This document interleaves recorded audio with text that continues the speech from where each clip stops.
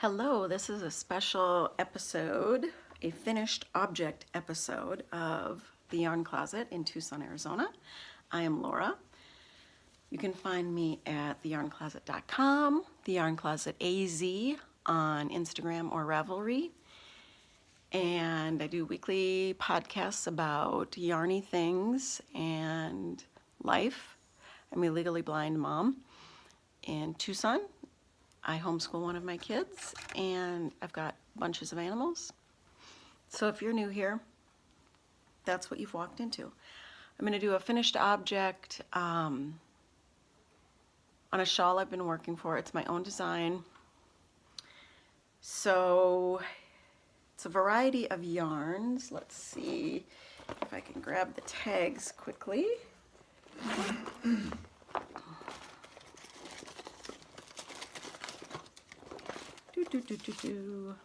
Ow! Ow! We have a Heritage, a Cascades Heritage in, oh my gosh, color 5704.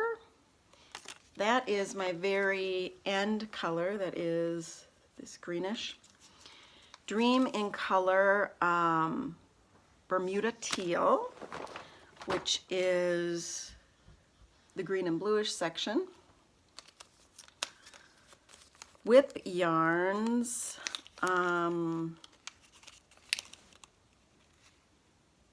Back to Haunt. And Whip is an indie dyer out of a place in Arizona, just north of Tucson. Loved working with that yarn, just loved it. So technically this would be like the front. This is the applied border I did at the very end. I ripped it out and ended up doing 9 stitches instead of the 18 that I started with because I don't think I was going to have enough yarn. It has not been blocked yet. It's all superwash. So we go from that Cascades applied border onto the Dream in Color, which is another Arizona indie dyer, the Whip yarns,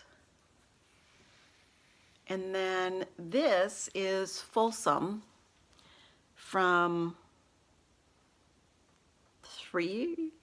2 years ago from Lolo over in Vegas. So it's just a very simple, picked some colors and started with a solid dark, garter stitch,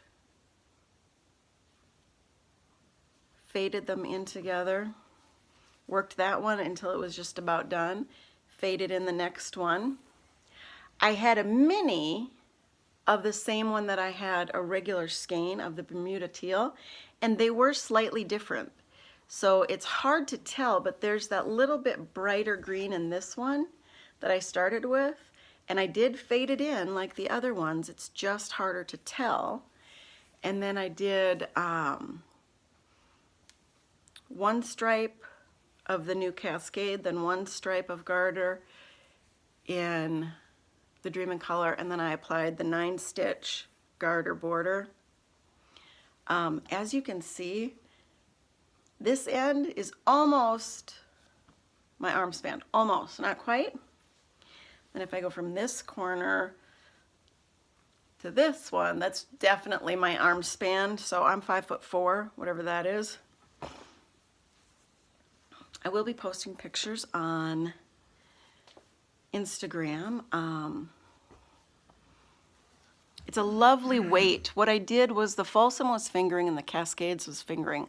So I used those two double-stranded, and then the Dream in Color and the Whip WIP yarn from Arizona were both DK.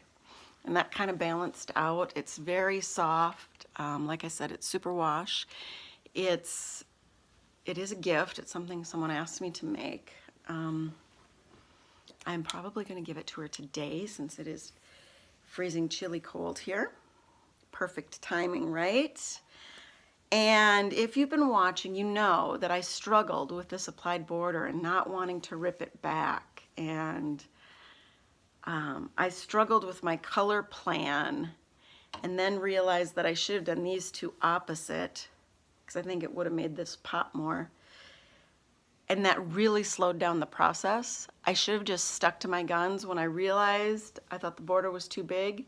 I should have ripped it out then, because this I just slammed done, because when I realized that this was absolutely the perfect size border, it just was so easy to do. And I think that happens to a lot of us in our projects because we do modify things. And yes, I do believe that when you have a pattern and you follow a pattern, it will work. 9 times out of 10, it will work. Those patterns have been tested, but most of us want that little tweak. And like I said, this was not a pattern. This was just a slight plan.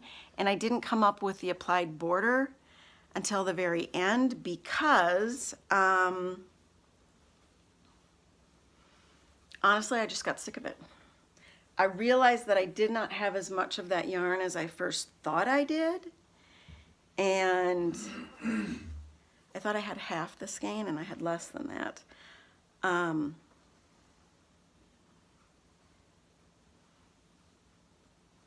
So then I decided, oh, well, an applied border would kind of get it done quickly. And so that's how it worked. I'm very glad that it is done, that I can hand it over today, that I got a chance to show you. I do like how the color transition worked out. I'm surprised she picked these colors, but whatever. And I feel bad that it took so long, but life is life, right? And people don't understand when they ask for stuff how much it takes. Which is why I rarely ever sell my stuff, because, you know, you just rarely think you're going to get what you really put into it. But anyway, that's the deal. It's done. I'm so excited. I have that moment of completion. Hurrah, hallelujah. And now I can get back to Sweater 2019. All right. Have a great day and look with your heart first.